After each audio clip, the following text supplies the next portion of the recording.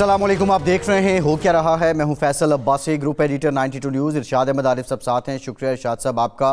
पाकिस्तान की सियासत में इस वक्त गवर्नर राज की गूंज भी है। पाकिस्तान तहरीक इंसाफ पे पाबंदी से मुतालिक भी बात सामने आ रही है और पाकिस्तान तहरीक इंसाफ जो 24 नवंबर का एहतजाज था, उस एहतजाज को जब पाकिस्तान तहरीक इंसाफ ने समेटा तो यकीनी तौर पे एक फ्लॉप शो के तौर पर वो सामने आया। उसके बाद पाकिस्तान तहरीक इंसाफ के जो मौजूदा क़यादत है, जो दस्तयाब क़यादत है, उसके बीच इख्तलाफात भी सामने आ रहे हैं।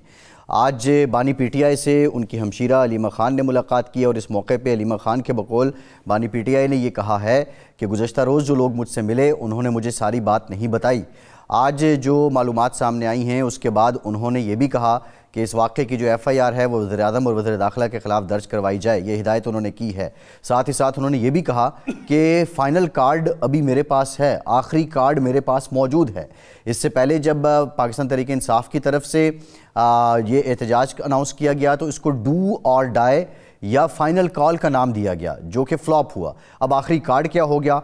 क्या आखिरी कार्ड से मुराद बैरूनी दबाव है, जिसके लिए पाकिस्तान तहरीक इंसाफ पर यह इल्ज़ाम भी लगता है कि उन्होंने मिलियन ऑफ डॉलर्स अमेरिका में लॉबिंग के लिए लगा दिए हैं। जबकि अमेरिका का मारूफ जरीदा है वाशिंगटन एग्जामिनर, उसकी तरफ से एक इदारिया सामने आया है। इस मज़मून में उन्होंने नौमुंतखब अमरीकी सदर डोनाल्ड ट्रंप को ये मशवरा दिया है कि बानी PTI और उनकी सियासत से ताल्लुक़ अमरीका और अमरीकी मुफाद के लिए ख़तरनाक हो सकता है। ये भी इस मज़मून में उन्होंने कहा है कि जो बानी PTI की सियासत है वो अमरीका दुश्मनी पर मबनी है।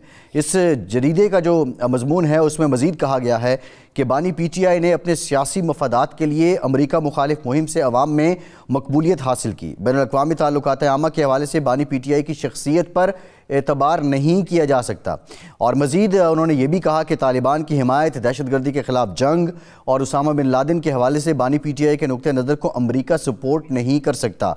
इस मज़मून में मज़ीद जो मशवरा दिया गया है, कहा गया है कि अमरीकी सदर PTI की सियासत से ख़ुद को इसलिए भी दूर रखें कि बानी PTI एक मुतनाज़ शख्सियत है और अमरीकी हुकूमत किसी नए तनाज़े का मुतहम्मिल नहीं हो सकती है। पाक फ़ौज और अमरीका के ताल्लुकात हमेशा ख़ित्ते में देरपा अमन की ज़मानत रहे हैं और अमरीकी हुकूमत और सियासत की बेहतरी बानी PTI से दूरी में है। अब ज़ाहिर है ये इदारिया है, इसमें मशवरा दिया गया है और इससे पहले भी कुछ मज़ामीन सामने आते रहे हैं। बहरहाल इनका असर क्या होना है ये एक बुनियादी नुक्ता है। आज के प्रोग्राम में इस पर भी बात करेंगे। दूसरी जानिब जो हुकूमती कैंप है उसमें कुछ लोग मुज़ाकरात की बात भी करते हैं। बिलखुसूस पाकिस्तान पीपल्स पार्टी ने पाकिस्तान तहरीक इंसाफ पर जो पाबंदी की बात है उसको कैटेगोरिकली डिनाई किया है और सियासी हल के लिए, सियासी इस्तेहकाम के लिए मुज़ाकरात को बहुत ज़्यादा ज़ोर दिया जा रहा है। लेकिन मुज़ाकरात की मेज़ क्या सजेगी और मुज़ाकरात की मेज़ अगर सजेगी तो उसकी TORs क्या होंगे या वो बग़ैर TORs के मुल्की मुफाद में ये तमाम लोग मिल बैठेंगे। जो गवर्नर राज है आइनी कानूनी एतबार से उसका निफाज कितना मुश्किल है। पाकिस्तान तहरीक इंसाफ की खैबर पख्तूनख्वा असम्बली में अक्सरियत है, बल्कि 2/3 अक्सरियत है, वहाँ से करारदाद मंजूर करवाना कितना आसान है। ये जो आइनी कानूनी मामलात हैं इस पर भी हम बात करेंगे। जहांगीर जदून साहब साबिक एडवोकेट जनरल इस्लामाबाद हैं, मायनाज कानूनदान हैं, प्रोग्राम में वो भी हमें ज्वाइन करेंगे। जहांगीर साहब को भी हम लेंगे। लेकिन इरशाद साहब, ये आखिरी कार्ड की बात हुई है, ये आखिरी कार्ड क्या फ़ाइनल कॉल जैसा ही होगा और इससे मुराद क्या ली जाए कि जो सियासी मुखालिफिन हैं उन पे एक नफसियाती बरतरी फिर से हासिल की जाए, अपने वर्कर्स को चार्ज रखा जाए, या वाक़तन कोई ट्रंप कार्ड मौजूद है, तुर्क का पत्ता मौजूद है बानी PTI के पास? अब असल सियासतदान के बारे में कहा जाता है कि उसकी 7 ज़िंदगियाँ होती हैं, सांप की तरह। ये आम मुहावरा है कि सांप की जिस तरह कई ज़िंदगियाँ होती हैं तो इसी तरह सियासतदानों की भी कई ज़िंदगियाँ होती हैं। और ये हम वो जो अल्लामा ने कहा था कि इधर डूबे उधर निकले, उधर डूबे इधर निकले, जहाँ में अहले हक सूरत खुर्शीद जीते हैं, जहाँ में अहले ईमान सूरत खुर्शीद जीते हैं। वो तो खैर अहले ईमान के बारे में कहा था, लेकिन हम खुद देख रहे हैं कि मियां नवाज शरीफ साहब 2 दफ़ा तो जलावतन हो गए। एक दफ़ा वैसे निकाल के बिठा दिया गया, लेकिन उसके बाद वो वज़ीर आज़म बन गए।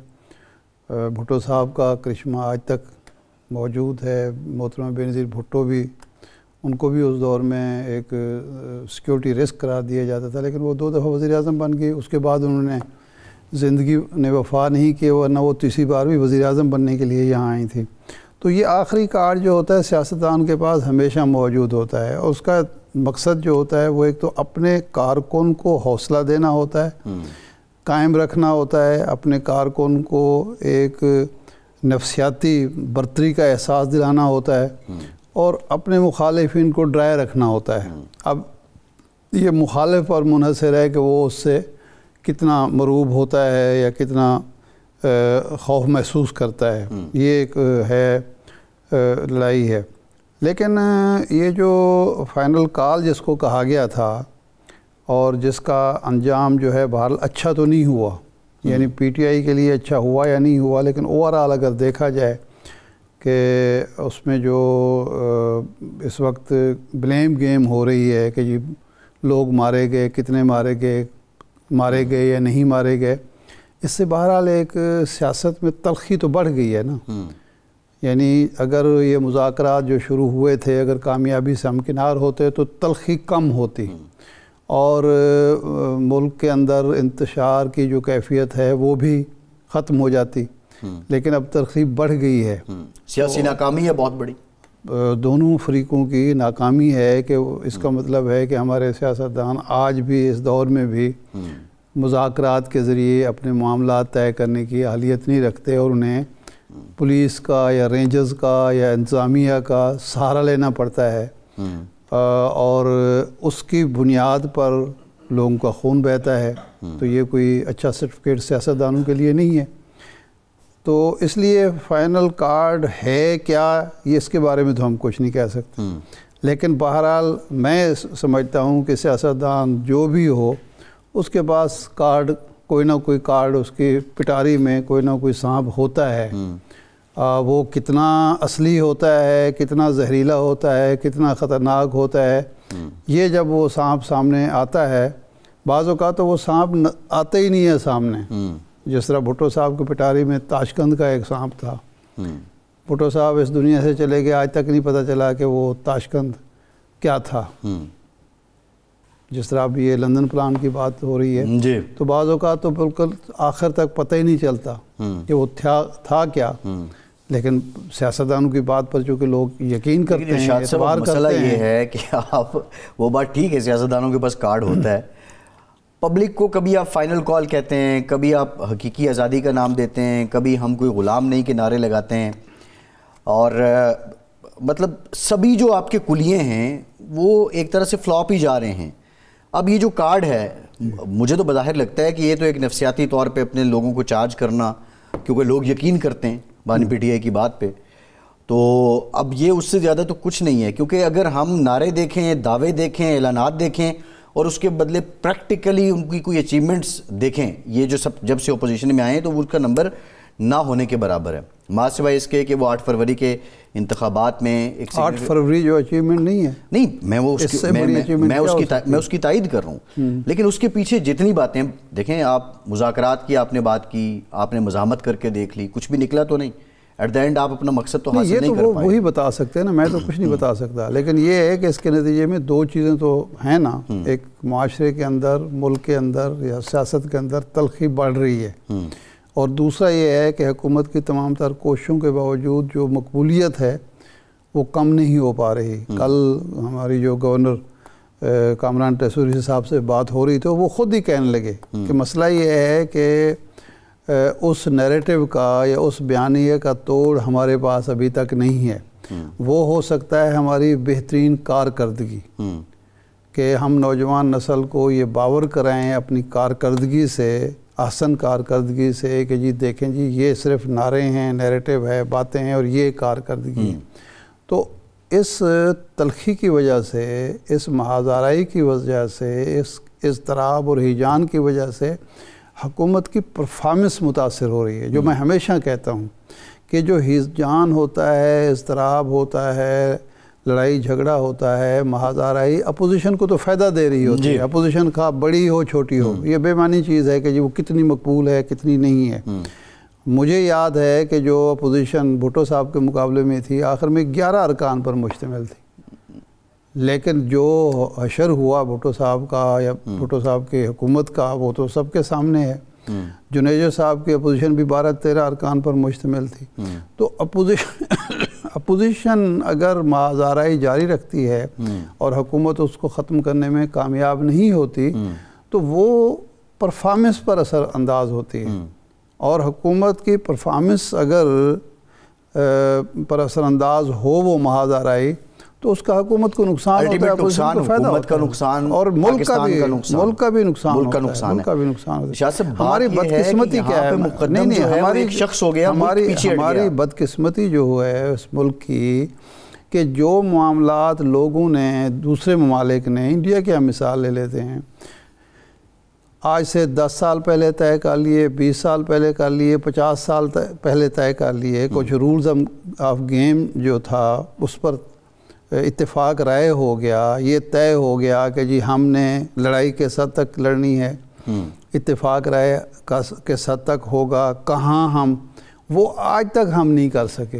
ये बड़ी एक बुनियादी की बात है। पाकिस्तान में तीन बड़ी पार्टीज़ हैं, PMLN है, पीपल्स पार्टी है, PTI है। अगर हम बात करें, तीनों हुकूमत में रहीं, पाकिस्तान तहरीक इंसाफ भी हुकूमत में रहीं, लेकिन ये साहब बानी PTI जब हुकूमत में थे तब भी अपोजिशन से हाथ नहीं मिलाते थे। अपोजिशन में आने के बाद भी वो जो अलक़ाबात से नवाजते हैं अभी वो आपके सामने है, फिर अपने कारकुन की जो उन्होंने तरबियत की है वो भी आपके सामने मौजूद है।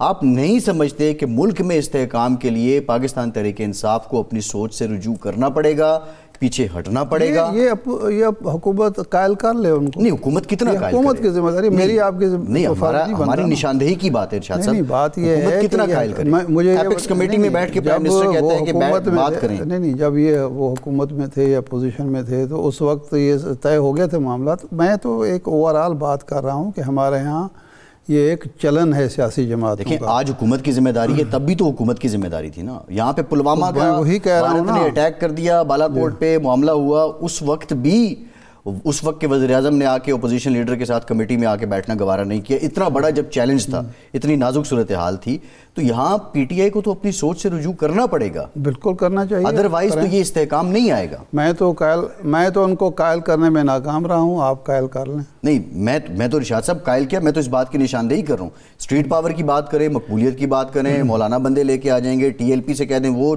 चौक कर देगी लाहौर को, वो तो आसान है। नहीं तो मौलाना लेके आ गए थे ना, इस्लामाबाद पहुंचे नहीं थे। इस्लामाबाद मौलाना पहुंचे थे, कई दिन बैठे था, मौलाना ने एहतजाज किया, लेकिन उस पर ना किसी ने गोली चलाई थी, ना शेलिंग की थी, ना उनको ज़बरदस्ती रियासती इदारों के ज़ोर पर वापस भेजा गया था, वो खुद चले गए थे। नहीं, देखें, बिलावल भुट्टो साहब को भी इस तरह से नहीं रोका गया था। नहीं, बिलावल भुट्टो साहब को इस तरह से नहीं रोका गया था, लेकिन मौलाना के चुंगे में 9 मई भी तो नहीं थे इरशाद साहब। पीपल्स पार्टी के चुंगे में 9 मई भी तो नहीं था। ये हो रही है कि इससे पहले जब 25 मई को आए थे, 25 मई को जब आए थे उस वक्त तो 9 मई नहीं हुआ था। नहीं, उस वक्त भी तो यही कुछ हुआ था ना। इरशाद साहब, बात ये है कि क्या ये बहस मेरा सवाल ये हो चुकी है। देखें, जब TLP यहाँ से निकली थी उस वक्त क्या उनको नहीं रोका गया था? उस वक्त कंटेनर्स नहीं लगाए गए थे? मस्जिद रहमतुल्लाह अलैह के सामने जो कुछ हुआ, एक तरफ से दूसरी तरफ चले जाते हैं। मैं सिर्फ दलील दे रहा हूँ कि हुकूमतें ये काम करती हैं। मैं तो उस वक्त भी इस बात के खिलाफ था। देखें, सियासी मामलात को सियासी अंदाज में हल करें, एग्जैक्टली, दौर किसी का भी हो जी। जब आप रियासती इदारों को, पुलिस को, इंतज़ामिया को, रेंजर्स को इन्वॉल्व करते हैं तो बेसिकली आपकी सियासत नाकाम हो रही होती है। आप सियासत का मुकाबला सियासत से सियासी नाकामी है तो बस ठीक है। बिल्कुल, अब सोचना, रुजू करना पड़ेगा अपनी सोच से। मुल्क अगर पाकिस्तान मुकद्दम है शख्सियात से ज़्यादा। एक ब्रेक के बाद इरशाद से वापस आते हैं, करते हैं, हमारे साथ रहिए।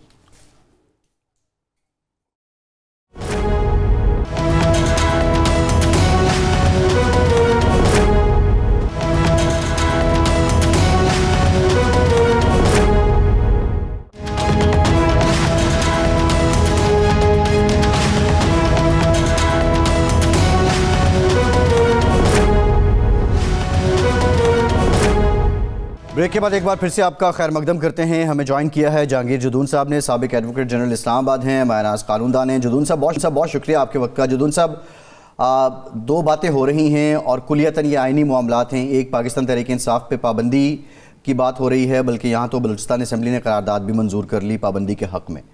दूसरा, खैबर पख्तूनख्वा में गवर्नर राज की से मुतालिक बात हो रही है। आइनी और कानूनी एतबार से ये दोनों बातें किस कदर आसान और काबिल अमल हैं? بہت شکریہ. دیکھیں آئینی اور قانونی اعتبار سے تو پاکستان میں تو ویسے ہر چیز ابھی جو ناممکن تھی وہ بھی ممکن ہو رہی ہے. لیکن یہ آپ ایک پولیٹیکل پارٹی اگر بین کرتے ہیں تو آپ اس کے جتنے بھی پولیٹیکل پارٹی کے چاہنے والے یا لوگ ہیں, اس کی الیکٹورل اسٹرینتھ ہے, اس کا مطلب ہے ان کو آپ ان کے رائٹ سے محروم کر رہے ہیں. اسی طرح اگر گورنر راج آپ لگانا چاہتے ہیں تو گورنر راج لگانے میں جتنے لوگوں کے ریپرزنٹیٹیو ہیں, چاہے وہ 50 لاکھ ہیں 40 لاکھ ہیں جنہوں نے الیکٹ کیا ہے, ان کے رائٹ کو آپ چھیننا چاہتے ہیں. تو اس لیے یہ اتنا آسان نہیں ہوتا کہ آپ جو ہے اگر گورنر راج, ویسے تو آپ اگر ملک کے اندر کہیں سے جو اتھارٹی ہے, جو ایگزیکٹو پاور ہے پورے پاکستان میں, تو اگر گورنر راج تو دیکھیں نا, مثال کے طور پر اگر آپ کسی بھی صوبے کا کوئی چیف سیکرٹری یا آئی جی ہٹانا چاہیں تو وہ جو لوگ حکومت چلا رہے ہیں ان کی مرضی کے بغیر نہیں ہٹا سکتے. اور وہ جو بیوروکریسی آپ کی مشینری ہے وہ ڈائریکٹلی زیادہ کمانڈ جو ہے وہ ان لوگوں کی مانتی ہے, اور اپنے جو پولیٹیکل لوگ ہیں ان کی تو جو مجھے علم ہے وہ بالکل جو ہے نا وہ زیرو ہے, کیونکہ ساری جو ہے وہ اتھارٹی وہاں سے ہی فلو کر رہی ہے. ابھی جو صاحب سوال یہ ہے کہ جو پاکستان کے آئین میں طریقہ کار درج ہے, اس کے لیے گورنر راج لگانے کے لیے جو اجزاء چاہیے, جو ماحول چاہیے, جو حالات چاہیے, آپ نہیں سمجھتے کہ وہ خود ہی فراہم کر دیا ہے کے پی کے گورنمنٹ نے؟ نہیں, اس میں دیکھیں ایک تو آپ دیکھیں جو کے پی کے گورنمنٹ کے ایک جو چیف منسٹر کا ایکٹ ہے وہ کسی طرح جسٹیفائڈ نہیں ہوتا کہ آپ ایک صوبے کا جو ایک چیف ایگزیکٹو ہے وہ لشکر کشی کرے یا وہ ایسے ساز و سامان کے ساتھ بار بار جائے ایک وفاق پہ جو ہے ایک قسم کا ڈی اسٹیبلائز کرنے کے لیے یا لوگوں کی جو روزمرہ کی زندگی کو ڈسٹرب کرنے کے لیے. لیکن کہ دیکھیں آپ یہ بتائیں کہ یہ کتنی پیشن گوئی ہے یا پریزمپشن ہے, ورنہ تو آپ کو سوال نہیں پیدا ہوتا کہ اس طرح کا چیف منسٹر جو ہے وہ 3-4 دفعہ آئے اور واپس چلا جائے, پھر وہ کہے جو اس کے واپسی کا علم بھی نہ ہو کہ کہاں سے گیا ہے. یہ پاسبل ہے؟ آپ سوچتے ہیں یہ نہیں پاسبل ہے؟ تو اندر سے میرے خیال میں جو میرا اپنا ذاتی رائے ہو سکتا ہے غلط ہو کہ وہ اس کا گٹ چوڑ جو ہے وہ جو قوتیں ہیں ان کے ساتھ ضرور ہے. نہیں, یہ فرمائیں کہ صوبائی اسمبلی جسٹیفائڈ نہیں ہے. جی, صوبائی اسمبلی کی قرارداد بھی ضروری ہے. ظاہر بات ہے کہ صوبائی اسمبلی تو یہ قرارداد منظور نہیں کرے گی, لیکن بلوچستان اسمبلی قرارداد منظور کر چکی ہے, پنجاب اسمبلی میں قرارداد پیش ہو چکی ہے, پتہ نہیں کب منظور ہوتی ہے. تو ان 2 اسمبلیوں کی یا ایک اسمبلی کی قرارداد کی کیا اہمیت ہے, اور صوبائی اسمبلی اگر قرارداد منظور نہیں کرتے تو کیسے یہ امپوز ہوگا گورنر راج؟ یہ دیکھیں جو گورنر راج کا جو پریزیڈنٹ کے پاس اختیار ہے وہ جوائنٹ سیشن بلا کے وہ جو آرٹیکل 232 ہے اس میں اگر وہ چاہتے ہیں جی کہ جو آئینی ڈھانچہ ہے جو کے پی کے کا ایک صوبے کا وہ آئین کے مطابق یا قانون کے مطابق نہیں چل رہا, تو اس میں پھر ان کو 2 ماہ کے لیے گورنر راج لگانا پڑتا ہے. پھر اس کے بعد ان کو پھر جوائنٹ سیشن سے اپروول لینی پڑتی ہے.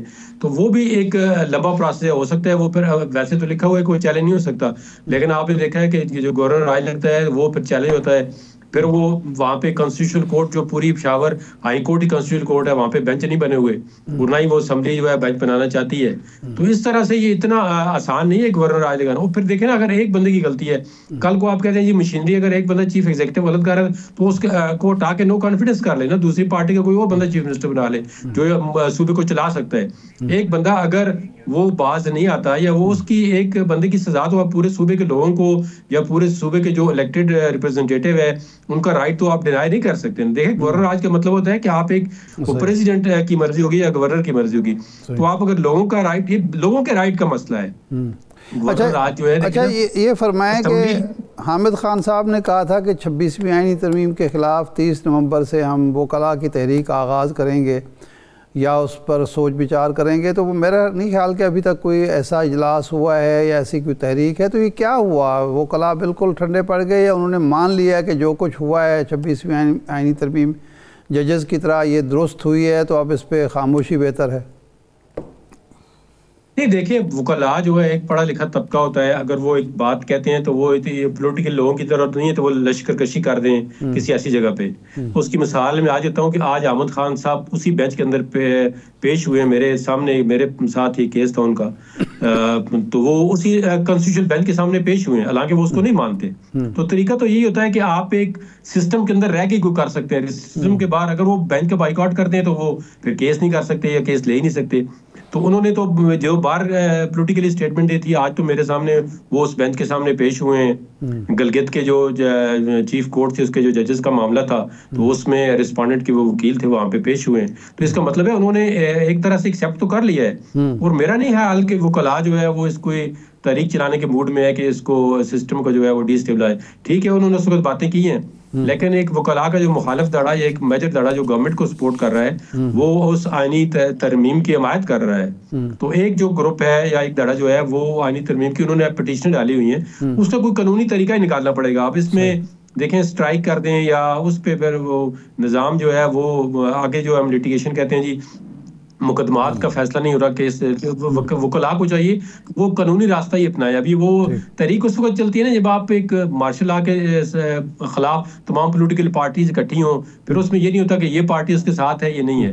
وہ اس وقت جو افتخار چودھری والی تحریک تھی وہ اب میرے خیال میں چلنی جو ہے ناممکن نظر آتی ہے. کیونکہ اس وقت ایک جدو صاحب یہ فرمائیں کہ ایک کیس پڑا ہے سپریم کورٹ میں مخصوص نشستوں والا جس پر عمل درآمد بھی نہیں ہوا اور اپیل بھی اس کی حکومت بھی دائر کر چکی ہے اور الیکشن کمیشن بھی دائر کر چکا ہے. تو اب سوال یہ پیدا ہو رہا ہے کہ کانسٹیٹیوشنل بینچ کے بننے کے بعد 13 رکنی بینچ کا فیصلہ ہے, اس پہ 14 رکنی یا 15 رکنی بڑا بینچ بنے گا پریکٹس اینڈ پروسیجر بل کے تحت, یا یہ کانسٹیٹیوشنل کوڈ جو ہے یہ فل کوڈ سمجھی جائے گی اور اسی میں یہ کیس آئے گا, اپیل آئے گی. یہ آپ نے بڑا امپورٹنٹ اور ٹیکنیکل کوسچن کیا ہے. تو جو میری اپنی ناقص رائے جو اوپینین ہے اس میں دیکھیں اس بینچ میں ایک تو 13 رکنی بینچ تھا اور 11 ججوں نے ان کے آلموسٹ جو ہے وہ پی ٹی آئی کے فیور میں ڈیسیژن دیا ہے, چاہے وہ کسی ڈیفرنٹ طریقے سے دیا ہے لیکن انہوں نے 11 ججوں نے جو ہے آلموسٹ ایک ہی مطلب ہے تھوڑا ملتا جلتا مطلب ہے 8 کا تو بالکل ان کے حق میں تھا لیکن باقی جو 2-3 جج تھے ان کا بھی یہ تھا کہ بلے کے نشان کو الیکشن کمیشن نے صحیح طرح انٹرپریٹ نہیں کیا ہے. تو میری رائے میں جب تک وہ 13 رکنی بینچ ہے یہ 14 یا 15 رکنی بینچ کو کانسٹیٹیوشنل بینچ نہیں کیا جاتا یا فل کورٹ کو تو اس کا ریویو سننا جو ہے وہ اس کا مشکل ہے. کیونکہ دیکھیں نا یا اتنا ہی بینچ اگر ریویو میں جانا ہے تو اتنا ہی بینچ بنے گا, ٹھیک ہے. اگر وہ اپیلیٹ اسٹیج اپیل ہے تو پھر اس سے بڑا بینچ بنے گا. اپیل جو ہے وہ ظاہر ہے پھر 13 رکنی نہیں, پھر آپ 14 یا 15 رکنی سنے گا اور اس میں وہی کانسٹیٹیوشنل بینچ بنے گا جو اس تعداد سے بڑا ہوگا. نہیں 26ویں آئینی ترمیم کے بعد جدون صاحب اب یہ اگر کیونکہ یہ ابہام ہے اس لیے آپ سے پوچھ رہے ہیں 26ویں آئینی ترمیم کے بعد کیا ہاں نہیں ترمیم کے بعد ہی میں کہہ رہا ہوں نا. دیکھیں وہ تو آپ پھر وہ ججمنٹ تو 26 ترمیم سے پہلے آئی ہوئی ہے نا, تو اس کو جب اس کی اپیل ہے جب اس کو آپ نے ریویو کرنا ہے تو پھر ڈیفینیٹلی جو ہے وہ بینچ آپ کو بڑا بنانے کو بڑا بن سکتا ہے نا. یہ تو یہ کہ رکاوٹ ہو بینچ نہیں بن سکتا. وہ تو آپ پوری سپریم میں آپ نے دیکھا پہلے سندھ میں انہوں نے کہا جی یہ پوری سندھ ہائی کورٹ جو ہے کانسٹیٹیوشنل بینچ ہے. ابھی کے پی میں دیکھیں پوری ہائی کورٹ جو ہے وہ کانسٹیٹیوشنل میٹر سن رہی ہے. تو وہ جب جوڈیشل کمیشن کا اجلاس ہوگا تو کہیں جی اس میں جو آلریڈی ایگزسٹ کر رہا ہے کانسٹیٹیوشنل بینچ ساتھ وہ تو بینچ 2 مہینے کے لیے بنا ہوا ہے اور اس میں ممبر جو ہے وہ ڈال بھی سکتے ہیں نکال بھی سکتے ہیں, ان کے پاس جوڈیشل کمیشن کا اختیار ہے. تو جوڈیشل کمیشن کی جب میٹنگ ہوتی ہے تو وہ کہتے ہیں جی کہ ریویو سننے کے لیے آپ جو ہے یہ بڑا بینچ بنا دیں, یا اور جو 26ویں آئینی ترمیم ہے اس کے لیے وہ کہتے ہیں جی یہ بڑا بینچ بنائیں کیونکہ یہ ایک پوری قوم کا معاملہ ہے, اس میں بہت زیادہ بار کونسل نے بار ایسوسیشن نے پٹیشنیں کی ہوئی ہیں. تو وہ کہہ سکتے ہیں جی کہ ایک لارجر بینچ بنا دیں 15 رکنی. نہیں سوال جدون صاحب یہ ہے ایک ذرا اس پہ بھی رہنمائی کریں. آپ جو بات کر رہے ہیں آپ کی رائے میں 26ویں آئینی ترمیم کے بعد جو میٹرز اپیل میں ہیں جن کا فیصلہ پہلے آیا ہے تو آپ یہ کہہ رہے ہیں کہ آئینی ترمیم کا ریٹروسپیکٹیو ایفیکٹ اس پہ نہیں ہے جو فیصلہ آ چکے اور وہ اپیل میں ہیں.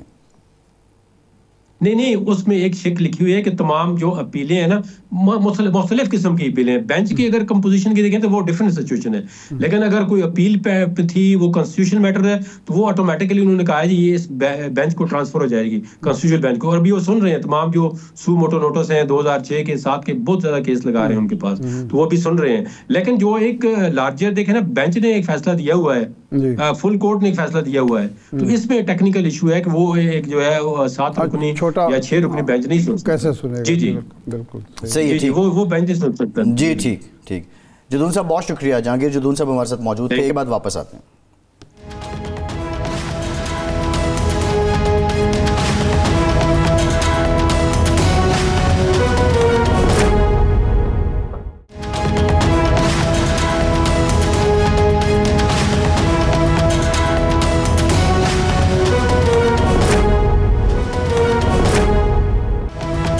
بریک کے بعد ایک بار پھر سے آپ کا خیر مقدم کرتے ہیں. ہمیں جوائن کیا ہے پاکستان تحریک انصاف کے سینئر رہنما اور سابق صوبائی وزیر تیمور جھگڑا صاحب نے. جھگڑا صاحب بہت شکریہ آپ کا. جھگڑا صاحب آج جو ملاقات ہوئی ہے علیمہ خان صاحبہ کی, اس میں آپ کی جماعت کے بانی نے یہ کہا ہے کہ ابھی آخری کارڈ میرے پاس محفوظ ہے. تو یہ آخری کارڈ کیا ہے؟ یہ آخری کارڈ کہیں وہ آخری اور فائنل کال جیسا تو نہیں ہے؟ دیکھیں ہم بالکل غلط ڈیبیٹس میں جا رہے ہیں. پہلا کارڈ, آخری کارڈ, 100 کارڈز, وہ سارے عوام کی حق اور سچائی کی طاقت ہے. ابھی سے نہیں, ووٹ آف نو کانفیڈنس سے, 8 فروری کے الیکشن سے, اس سے پہلے جو بربریت ہوئی تھی اور اس کے بعد جو بربریت ہوئی تھی, اور اس ڈیبیٹ میں ہم پڑ جائیں گے. لیکن جو ڈیبیٹ 3-4 پوائنٹ میں بڑا سمپل ہونا چاہیے, وہ یہ ہے کہ حکومت نے ایک ریڈ لائن کیوں کراس کی. جھگڑا صاحب آپ کا جو کلیم ہے اس پر جو حکومتی ترجمان عطا تارڑ صاحب, انہوں نے چیلنج کیا ہے کہ کوئی ایک شواہد آپ ثابت کر دیں کہ وہاں پہ لوگوں پہ اسٹریٹ فائرنگ ہوئی ہے یا جو آپ کلیم کر رہے ہیں. وہ تو آپ کو چیلنج کر رہے ہیں. ہم بھی انہیں چیلنج کر رہے ہیں کہ وہ ثابت کر دیں کہ عطا تارڑ نے کبھی زندگی میں سچ بولا. آپ یہ ثابت کر دیں, میں آپ کو چیلنج کرتا ہوں. سوال یہ ہے کہ لطیف کھوسہ صاحب نے ایک فگر دیا 278 کا, جناب وقاص اکرم صاحب جو آپ کے سیکرٹری انفارمیشن ہیں انہوں نے 100 کا فگر دے دیا. جناب گوہر علی خان صاحب جو آپ کے چیئرمین ہیں انہوں نے کہا کہ 12 کی ہے کنفرمیشن, باقی جو کچھ بھی یہ سینکڑوں کی بات کر رہے ہیں یہ بالکل غلط بیانی کر رہے ہیں, ہمارا ان سے کوئی تعلق نہیں ہے. تو پھر ہم کہاں جائیں, صحافی کہاں جائیں, عوام کہاں جائیں؟ آپ کی لیڈرشپ نے یہ سارا تنازع کھڑا کیا. یہ بڑا اچھا جو ہے وہ سوال ہے. اچھا ہے کہ ہماری لیڈرشپ نے کیا, اور حکومت کا یہ کہتے ہوئے کہ یہ جو ہے اس نے کوئی تنازع نہیں کریٹ کیا. فگرز پہ آتے ہیں کیونکہ فگرز پہ ٹریننگ ہے, ٹھیک ہے. اس سانے کے بعد میں نے دیکھے جو اس ٹائپ کے میسیکرز ہوئے ہیں تاریخ میں, ہماری تاریخ میں, یار یہ مجھے کلیئر کرنے دیں, یہ ذرا آرام سے کلیئر کرنے دیں, کیونکہ آپ جیسے کریڈیبل جرنلسٹ کے پروگرام پہ کم از کم کلیئر کرنے کا موقع ملتا ہے. جھگڑا صاحب گزارش سنیے. بنیادی بات یہ ہے کہ ایک جانب آپ لوگوں کو جہاد کے نام پہ نکال رہے ہیں, حقیقی آزادی کے نام پہ نکال رہے ہیں, آپ ان کو چارج کر رہے ہیں, ان کے پاس ڈنڈے بھی ہیں, ان کے پاس ہتھیار بھی ہیں, اور اس کے بعد آپ کہہ رہے ہیں کہ ریاست نے ایکشن کیوں کیا. بہرحال یہ جو باتیں ہیں دونوں طرف سے اگر دیکھیں, دونوں طرف سے موقف دیکھیں تو یہ سیاسی ناکامی ہے حکومت کی بھی اور آپ کی بھی. فائنل کال کے نام پہ تھی, آپ احتجاج ایسے سمیٹا کہ جیسے پتہ ہی نہیں چلا. اب اس کے بعد جو ہو رہا ہے, سی ایم کے پی کے ایک آپ کے پنجاب کے یہاں کے امیدوار ہیں مہر شرافت علی, ان کو فون کر کے گالم گلوچ کر رہے ہیں, اور یہ وہ مہر شرافت علی ہے جس کا آپ کلیم کرتے ہیں کہ فارم 45 کے تحت اس نے مریم نواز کو شکست دی ہوئی ہے. تو یہ کیا طرز سیاست ہے, یہ کیا کر رہی ہے پاکستان تحریک انصاف؟ کوئی یہ بنیادی بات نہیں, یہ بنیادی بات یہی ہے. آپ نے فگرز کا پوچھا, میں نے آپ کو 2 دیا, اب میں آپ کو 2 اور دیتا ہوں. نہیں جھگڑا صاحب, اب کیا یہ آپ کی جو ترجمانوں والی کمیٹی ہے اس میں ڈیسائیڈ ہوا ہے کہ اینکر جو بھی پوچھتا رہے آپ نے اسی پہ بات کرنی ہے, آپ نے یہی بتانا ہے؟ یہ سیاہ باب ہے. یہ جو پرائم منسٹر ہے, آپ نے اس اسمبلی میں بیٹھنا بھی گوارا کیا جس میں وہ پرائم منسٹر ہیں, اور اب بھی خان صاحب آپ سے کہہ رہے ہیں کہ آپ سینٹ میں, قومی اسمبلی میں, صوبائی اسمبلی میں یہ ایشو اٹھائیں. تو اب ہمارا سوال یہی ہے کہ اب آپ دوبارہ مذاکرات کی میز پر جائیں گے, اسمبلی میں ایوانوں کے اندر جدوجہد کریں گے, یا دوبارہ سڑکوں پر آئیں گے؟ یار ہم بھی اسمبلی میں بیٹھے ہیں, قائد اعظم محمد علی جناح بھی انگریزوں کی اسمبلی میں بیٹھا تھا. کیوں بیٹھا تھا؟ جی کیونکہ ایک طریقہ ہوتا ہے نا اپنے مقصد حاصل کرنے کا.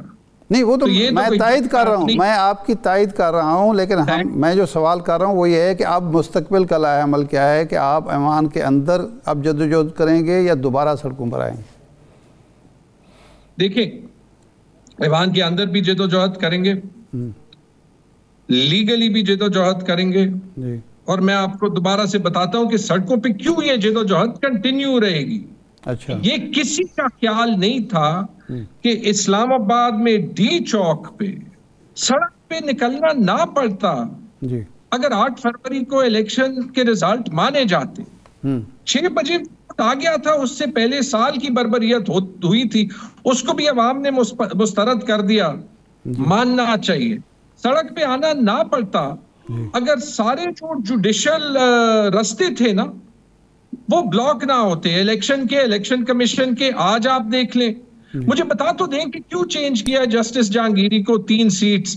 پیٹیشن میں لکھا تھا کہ یہ انصاف بڑا جلدی دے رہا ہے. میری اپنی پیٹیشن 300 دن سے پڑھی ہے یار. مجھے پتا ہے جب تک گرین لائٹ نہ ملے کسی نے نہیں سننی, نہ سنے. جھگڑا صاحب یہ بتائیے کہ جو میری زبان اور طرح کی ہے, گنڈا پور صاحب کا نہیں, میں گنڈا پور صاحب پہ نہیں آ رہا, میں نہیں آ رہا. آپ جھگڑا صاحب اس وقت چھائے ہوئے ہیں, گنڈا پور صاحب ان کا نام آ جاتا ہے. وہ ہر طرف سے چھائے ہوئے ہیں. وہ ان پہ حکومت بھی تنقید کرتی ہے, ان پہ آپ کے لوگ بھی تنقید کرتے ہیں, ان پہ یہ بھی الزام لگتا ہے کہ وہ کہیں کسی کمپرومائز کے تحت وہاں سے نکلیں. میں اس طرف نہیں آ رہا. میں جس طرف آنا چاہ رہا ہوں, یہ جو سب کچھ ہے اس کا سیاسی حل کیا ہے؟ آپ نے مزاحمت کر کے بھی دیکھ لی, آپ نے احتجاج کر کے بھی دیکھ لیے, لیکن الٹیمیٹلی آپ کی سنوائی اس طرح نہیں ہو رہی ہے. حکومت مذاکرات کی بات کرتی ہے. کیا آپ نہیں سمجھتے کہ اس وقت پی ٹی آئی اور حکومت کو غیر مشروط مذاکرات کی ٹیبل سجانی چاہیے اور اس کا سیاسی حل نکالنا چاہیے؟ انشاءاللہ اس کا سیاسی حل تو ڈائیلاگ کے تھرو ہی ہے, لیکن اس کا سیاسی حل وہ چوائس نہیں ہے جو بلاول نے کہی تھی. ٹھیک, یا ڈائیلاگ اور یا فورس یعنی طاقت. جی, اس کا سیاسی حل میں ایک لفظ اور انوالو ہے اور وہ ہے انصاف. جی, انصاف الیکشن کے رزلٹ کا, انصاف ہمارے آئینی قانونی نظام کو, انصاف ان سب کو جو جبری گمشدگیوں کے جو ہے وہ وکٹمز بن جاتے ہیں, انصاف ان پولیٹیکل پرزنرز کو, چاہے وہ عمران خان ہو, چاہے وہ پی ٹی آئی کی خواتین ہو, چاہے وہ پی ٹی آئی کے پرزنرز ہو, چاہے وہ باقی ملک میں ہو پولیٹیکل پرزنرز جو اپنے کازز کے لیے اندر ہیں, جن کو اندر جیل میں رکھنے کا کوئی جرم سے تعلق نہیں ہے. دیکھیں اس پہ جب بھی سیریسلی بیٹھے, میں بتاتا ہوں, اور یار بڑا آسان ہے آج کل, پی ٹی آئی کے زیادہ لوگ ٹی وی پہ نہیں آتے کیونکہ آپ کو پتہ ہے کسی کو قانون کا کور نہیں ہے. آنا صرف اس لیے پڑتا ہے ویری آنیسٹلی کہ کوشش یہ ہے کہ کسی دن کوئی یہ بات سن لے. یار 2.5 سال ہم نے کوشش کر دی کہ عمران خان کی پاپولیرٹی کو جو ہے ڈنڈا مار مار کے ٹھیک کر دیں, نہیں ٹھیک ہوئی. کسی بھی وقت ان 2.5 سال میں ووٹ آف نو کانفیڈنس سے دیکھ لیں, اگر یہ انصاف اور حقیقی ڈائیلاگ کا کوئی جو ہے وہ پروسیس شروع ہوتا تو we would be better off, بہتر حل نکلتا. حالات برے ہی ہوئے جھگڑا صاحب, لیکن اس کی وجہ یہی ہے نا کہ آپ نے پولیٹیکل فورسز کے ساتھ مذاکرات کو کبھی قبول ہی نہیں کیا, پسند ہی نہیں کیا.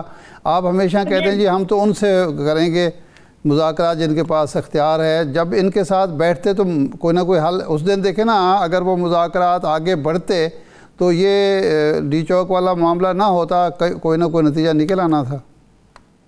ہاں دیکھیں یہ ڈیبیٹ ہو سکتی ہے, اور میرے خیال میں ہمیں وہ دن جلدی سے جلدی لانا چاہیے کہ سیاستدان کو صرف سیاستدان سے ہی مذاکرات کرنے ہو. آپ کو پتہ ہے جھگڑا صاحب بات یہ ہے, آپ سول سپرمیسی کی بات کرتے ہیں, آپ آئین کی پاسداری کی بات کرتے ہیں.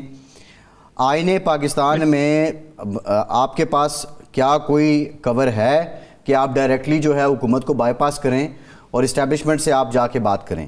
آئین کے تحت جو اسٹیبلشمنٹ ہے, ریاست ہے, وہ تو حکومت کے پالیسی پہ اس نے عمل کرنا ہوتا ہے. تو جب ظاہر ہے بات آپ کو کرنی پڑے گی حکومت کے ساتھ, پولیٹیکل اینٹیٹیز کے ساتھ, جن کو کل تک آپ اس لیے بھی اگنور کرتے رہے کہ آپ مختلف القابات سے نوازتے رہے, لیکن اب کیا کچھ سیکھا ہے آپ نے بھی؟ کچھ میچورٹی کا مظاہرہ کرنا چاہیے, یا اسی بات پہ آپ رہیں گے, ان سے نہیں تو ان سے بات کریں گے اور یہی معاملات چلتے رہیں گے؟ نہیں, ہم نے تو بہت کچھ سیکھا ہے. شاید پارٹی میں ہر بندے نے نہ سیکھا ہو, کیونکہ پاکستان کی سیاست ایک گیم بن گئی ہے ان لوگوں کی جو کہ اصول کی سیاست کرنے کی کوشش کرتے ہیں, اور ان لوگوں کی جو کہ جس طرف کو ہوا چلے اس طرف کی سیاست کریں گے. اور وہ کیونکہ یار مانگتا یہ ہے نا, اگر میں جو ہے وہ یہ جو میرے پہ کیسز تو اتنے زیادہ نہیں تھے, میں نہ صرف کسی سے فیور لیا ہے نہ کسی سے فیور مانگا ہے. 2500 ووٹ جو ہے وہ 25,000 ووٹ 1600 ہو گئے, 1600 ووٹ 25,000 ہو گئے. تو ٹھیک ہے, بات سیاستدان سے ہی کرنی چاہیے. لیکن اگر پاکستان کے آئین میں یہ نہیں لکھا کہ کسی پارٹی کو کہ ہمیں جو ہے وہ, یا عمران خان کو, آج جو آپ انقلابی ہیں تو ان غلطیوں پہ بھی تو پہلے معافی مانگے پاکستان تحریک انصاف کہ آپ کل کو غلط تھے, آپ نے رجوع کیا ہے, آپ ٹھیک نہیں تھے. غلطی تو اپنی عمران خان نے کم از کم مانی نا. نواز شریف جو ضیاء الحق کے ساتھ رہا، اس کے بعد وہ 90 کی دہائی میں 2 بار رہا، اس کے بعد وہ جو ہے ہائی جیکنگ کیس میں گیا اور اس نے اپنے یہ دونوں ٹرمز کے 90 کی دہائی میں جھگڑا صاحب اب لاسٹ یہ بتا دیں کہ علی امین گنڈا پور صاحب پہ آپ ہی کی جماعت کے لوگ یہ تحفظات کا اظہار کر رہے ہیں کہ زبردستی وہاں سے نکالا بشرا بی بی کو انہوں نے. بشرا بی بی ریلکٹنٹ تھی، وہ احتجاج چھوڑ کے نہیں جانا چاہتی تھیں، بلکہ ان کی جو سسٹر ہیں مریم ریاض بٹو صاحبہ، انہوں نے تو کہا کہ حبس بیجا میں رکھا گیا علی امین گنڈا پور کی طرف سے بشرا بی بی کو. یہ کیا حقیقت ہے؟ یہ پارٹی میں آپ کی کچھ اس سے متعلق کلیئر ہوا ہے؟ کیا واقعی علی امین گنڈا پور کمپرومائز تھے اور وہ زبردستی وہاں سے بشرا بی بی کو لے کر گئے؟ نہیں، کوئی جو 9 مئی کے بعد رہا ہے وہ کمپرومائز نہیں رہا. یہ اور ہم اپنے سارے انٹرنل مسئلے خود سے ہی سالو کر دیں گے. نہیں، انٹرنل مسئلہ تو ہے، آپ پبلک پالیٹکس کر رہے ہیں نا. پاکستان کے عوام، آپ کے کارکن بھی تو یہ جاننا چاہ رہے ہیں ایگزیکٹلی اس دن ہوا کیا کہ فائنل کال آپ نے یکمشتی لپیٹ دی. نہیں تو آپ کیا چاہتے ہیں؟ دیکھیں میرے خیال میں جب اگر علی امین خان نے بشرا بی بی کو at the time of extreme threat وہاں سے نکال دیا تو وہ ٹھیک کیا، اس کا تو کوئی وہ نہیں ہے. مجھے تو بعض بیانیوں پہ حیرت ہوتی ہے. جھگڑا صاحب ہم یہ جو بات کر رہے ہیں آپ کی اپنی، شیر افضل مروت صاحب کچھ بات کرتے ہیں، مریم ریاض بٹو بات اور کرتی ہیں، ان کی وجہ سے یہ سارے سوالات پیدا ہو رہے ہیں. ہم نہیں سوال اٹھا رہے، ہم نہیں کہہ رہے کہ آپ ڈٹے رہتے اور گولیاں کھاتے. آئی وش کہ اس ملک کی جو ہے وہ میڈیا کی جتنی فوکس شیر افضل مروت صاحب کی یا کسی بھی اور جو ہے وہ انڈیویجول رہنما کی باتوں پہ ہوتی. جھگڑا صاحب، یہ میڈیا نے ہمیشہ اپنے حقوق کی جنگ بھی لڑی ہے اور سیاست دانوں کے لیے بھی ہمیشہ میڈیا نے آواز اٹھائی ہے. بدترین حالات میں بھی میڈیا کھڑا رہا ہے، سیاست دان کمپرومائز بھی کرتے رہے ہیں، سیاست دان ملک سے بھاگتے بھی رہے ہیں، ملک کے اندر بھی خاموش بھی ہوتے رہے ہیں. دیکھیں میں یہ میڈیا کا وہ نہیں بنا رہا، میں آپ کو کہہ رہا ہوں یہاں پہ دیکھیں کردار اچھا میڈیا کا بھی رہا ہے. میں آپ کو بتا دیتا ہوں، چاہے میڈیا ہو، چاہے سیاست ہو، چاہے ادارے ہو، بندے وہ چاہیں جو سچ اور اصول پہ رہے تو وہ مخالف بھی بہتر ہے. ایسے دوست اس وقت تک دوست رہے جب تک اس کو آپ کی دوستی جو ہے وہ کوئی فائدہ پہنچائے. صحیح ہے. اچھا اب یہ فرمائیں کہ آپ کے خیال میں ایک پرانے سیاسی کارکن کے طور پر آپ کی پارٹی کو، چلو بہت پرانا نہ صحیح لیکن بہرحال ایک سیمی ینگ کارکن آپ کو کہہ لیتے ہیں، یہ فرمائیں کہ اب آپ کی پارٹی کو غیر مشروط طور پر مذاکرات کی میز پر بیٹھنا چاہیے تاکہ یہ جو آپ کی شکوے شکایات ہیں یہ بھی دور ہوں اور ملک کے اندر جو کرائسس ہے اس کا بھی خاتمہ ہو. سیریس مذاکرات کے لیے بیٹھنا چاہیے. جب بھی سیریس مذاکرات کی آفر ہو، سیریس مذاکرات وہ نہیں ہوتے جو ابھی تک حکومت نے آفر کیے. مثال کے طور پہ اگر اس دھرنے کے مذاکرات سیریس ہوتے، اور اس لیے میں کہتا ہوں کہ جتنا بھی مشکل ہو، جیسے ہمیں کھڑا ہونا چاہیے اس طرح جیسے آپ کرتے ہیں یا جیسے میڈیا میں بہت لوگ کرتے ہیں لیکن سب نہیں کرتے نا، جیسے سیاست دان میں بہت سے لوگ اچھے ہیں، بہت سے لوگ نہیں اچھے، ایسے ہر جو ہے وہ شعبے میں کہ یہ بھی ہم حکومت کو بتائیں کہ سیریسنس یہ نہیں ہوتی کہ آپ جو ہے وہ صرف بعد میں بیانیہ بنا کے کوشش کریں. اگر اس کا حل نکالنا تھا تو اس وقت نکالنا چاہیے تھا جب دھرنا پشاور میں تھا. اس وقت تو یہ سارے تڑی دے رہے تھے نا.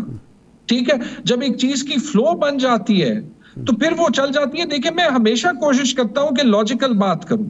جب سیریس مذاکرات ہوں گے ہمیں ٹیمپریچر تو اور ہائی نہیں کرنا چاہیے، لو کرنا چاہیے.